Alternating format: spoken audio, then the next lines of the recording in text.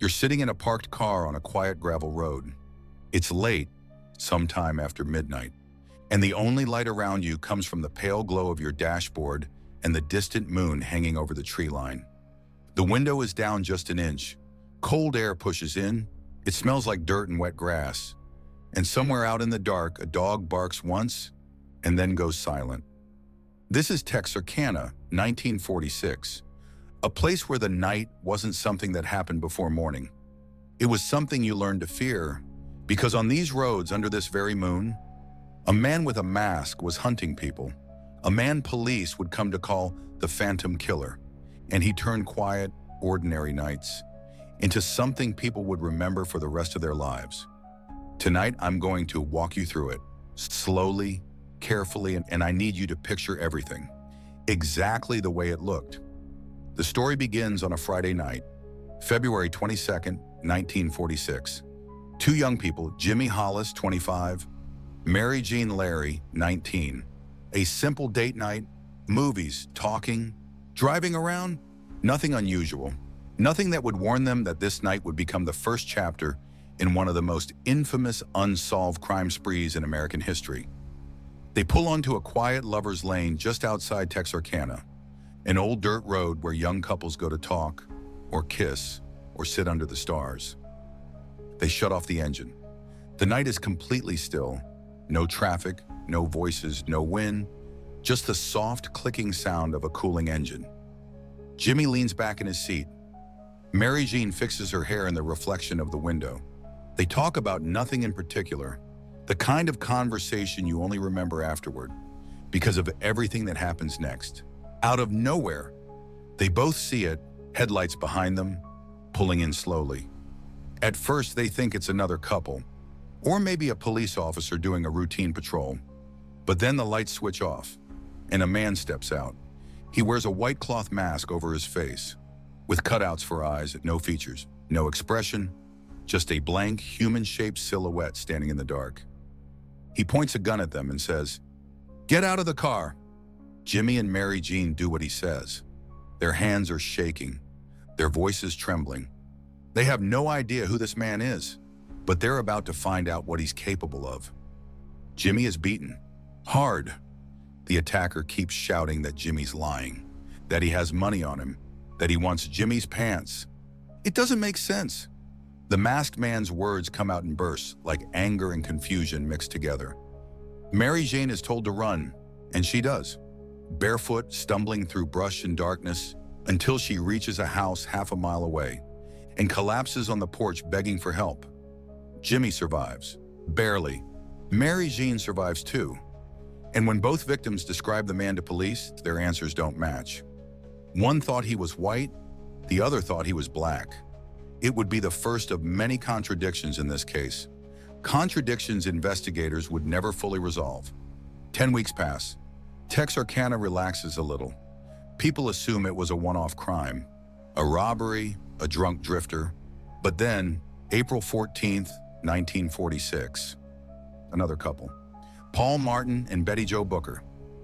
They were supposed to meet friends after a performance Betty Jo gave at a VFW dance. They never showed up. At sunrise, Paul's body is found near the road, shot multiple times. Betty Jo is found later, farther into the woods. She'd been chased, injured, killed. And just like the first time, there's no robbery, no theft, no sign of personal motive. Whatever was happening in Texarkana was escalating. Police begin to realize this might not be random. This might be something darker, something calculated. 3 weeks later, May 3rd, another couple of Virgil and Katie Starks. This time, it's not a lover's lane. It's their home, a small farmhouse near Highway 67. It's around 9 p.m. Katie is lying in bed reading. Virgil is sitting in a chair listening to the radio. And then, without warning, a single gunshot shatters the window and hits Virgil from behind. He falls forward. Katie runs to him, thinking he fainted. But when she touches him, her hand comes away covered in blood. As she tries to call the police, another gunshot rings out and hits her in the face. She collapses, but somehow doesn't lose consciousness. She crawls, bleeding, half blind. Out of the bedroom, down the hallway, and out the back door. Neighbors rush her to the hospital. Katie survives. Virgil doesn't.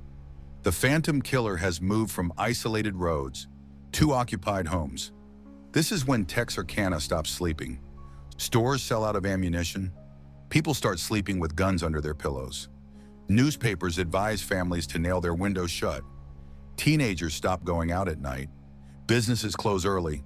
And suddenly the streets are empty after sunset. Police from Texas, Arkansas, and even the FBI swarm the town. Sheriffs, Texas Rangers, local deputies, patrol cars on every road. At night, they drive slowly with their lights off, hoping to catch the phantom in the act. But the phantom doesn't make mistakes. He doesn't get sloppy. He doesn't talk. He doesn't leave notes. He doesn't take souvenirs.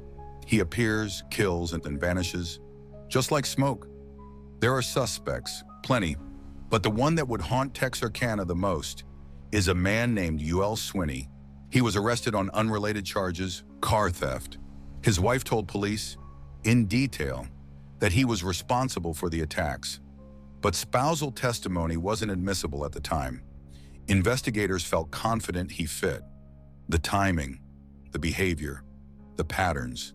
But there was never enough evidence to take him to trial.